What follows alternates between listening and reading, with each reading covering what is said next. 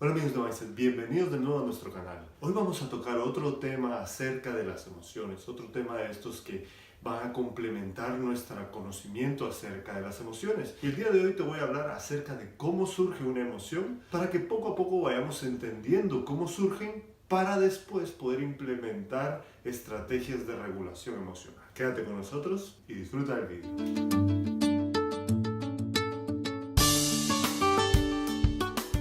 Y sí, hablamos de regulación emocional porque es un término que implica más cosas aparte del control emocional. Todos hemos crecido hablando y escuchando acerca de controlar las emociones, pero el término controlar las emociones se queda muy corto para la riqueza que promueve toda esta experiencia afectiva, la experiencia de las emociones. Porque no solamente es controlar las emociones negativas, y eso es a lo que se refiere, ¿no? Cuando hablamos de controlar las emociones, nos enfocamos principalmente a hablar de controlar emociones negativas, como la ira, los celos, la avaricia, la ansiedad, etc., ¿no? Pero no solo es eso, las emociones no se quedan ahí. Las emociones también son positivas. También hay felicidad, gozo, alegría, compasión, etc. Y todas estas emociones también podemos regularlas, también podemos conscientemente evocarlas y hacer que surjan en nuestra mente. Y esta es la razón por la cual vamos a hablar de regulación emocional de aquí en adelante.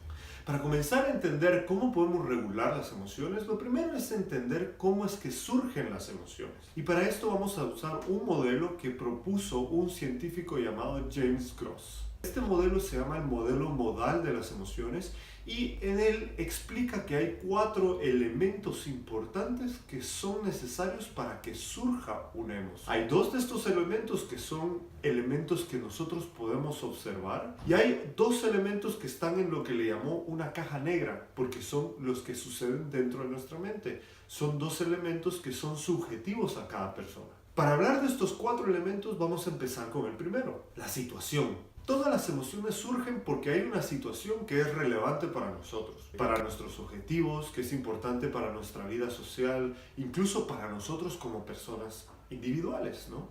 Entonces, cuando vemos que hay una situación importante para nosotros, nuestro sistema se implica de una forma multifacética. Esto quiere decir que implica aspectos subjetivos, que implica aspectos también biológicos de nosotros.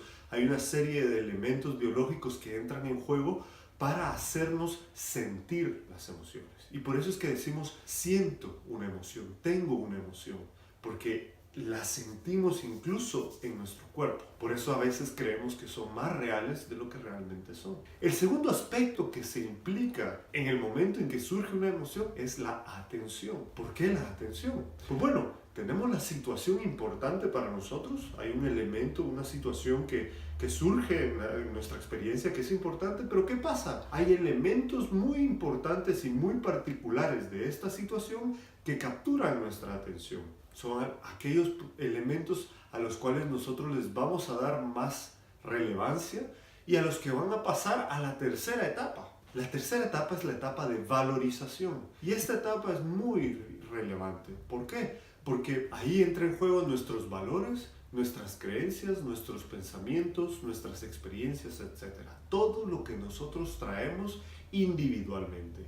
Y ahí es donde la emoción se vuelve subjetiva. Entonces, cuando tenemos la situación, elegimos con nuestra atención ciertos elementos importantes de esta situación para seguirlos procesando y los evaluamos en base a nuestras creencias, nuestros pensamientos y nuestras experiencias, etc. ¿Qué pasa?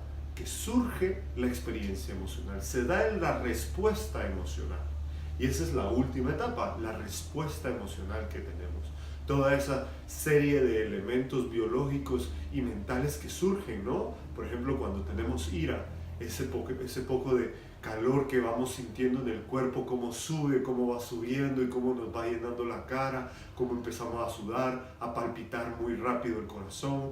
Y no solamente eso, sino nuestros pensamientos también empiezan a rondar en relación a aquello que nos ha molestado. Entonces, por ejemplo, estamos en una situación que nos molesta, ¿no? Alguien nos habló mal y nuestra atención lo que hace es ver cómo esa persona nos habló, el tono de voz, cómo se movió, cómo nos miraba, qué era lo que nos dijo, pero ni siquiera prestamos atención a lo que nos dijo, sino que más que nada son todos estos términos, estos elementos sutiles que nosotros les vamos a dar un valor extra, ¿no? Ah, no, mira, es que me estaba viendo así porque me estaba denigrando y la forma como me habló fue una forma muy denigrante y entonces me estaba tratando de hacerme ver como un tonto, etcétera, ¿no? Entonces, cuando le damos ese valor, rápidamente surge la emoción en nosotros y ya nos bloqueamos y ya paramos todo. Entonces, como les digo, estos elementos son muy importantes de tener en cuenta porque se hacen muy habituales. O sea, muchos de nosotros no nos damos ni cuenta de los 3 primeros pasos. Simplemente estamos ya en el momento de la reacción,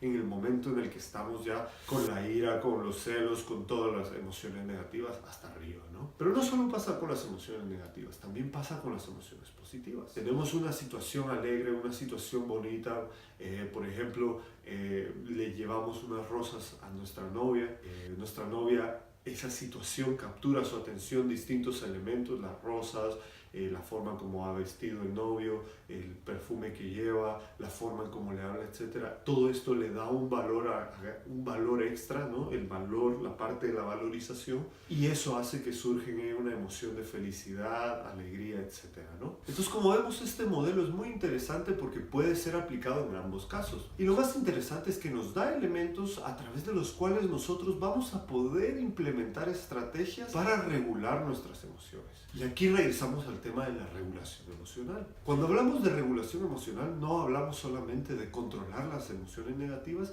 sino de ser capaces de incrementar o de tener una experiencia cada vez mayor de las emociones positivas que queremos sentir. Eso tenemos todo el control para hacerlo, lo podemos hacer. Y de hecho, hay muchos coaches que utilizan muchas estrategias para hacernos a nosotros poder mentalizarnos de cómo queremos sentir nuestra vida, cómo queremos ser en un futuro, qué visualizamos tener, etc. Y todo esto utilizan también elementos emocionales para que nosotros seamos cada vez más capaces de convencernos de que somos capaces de lograr todo lo que queremos. Entonces, por eso hablamos de regulación emocional, para poder no solamente controlar y eliminar las emociones negativas, sino también poder experimentar cada vez más emociones positivas para hacer de nuestra vida más satisfactoria. Te damos toda esta información para que lo puedas aprender en ti y que de esa manera poco a poco en otros vídeos te vamos a dar estrategias que puedes utilizar para aplicar para que puedas ayudar a tus hijos y enseñarles a cómo regular sus emociones. Así que si te gustó este video, dale like, suscríbete a nuestras redes sociales y compártelo para que podamos llegar a cada vez más personas y que podamos de esa manera beneficiar a cada vez más niños. Muchísimas gracias por tu apoyo. Cualquier comentario, cualquier duda o cualquier tema que quieras escuchar, por favor déjanoslo en los comentarios que con mucho gusto lo trataremos y te daremos las respuestas que buscas. Muchas gracias y sigue con Mindset.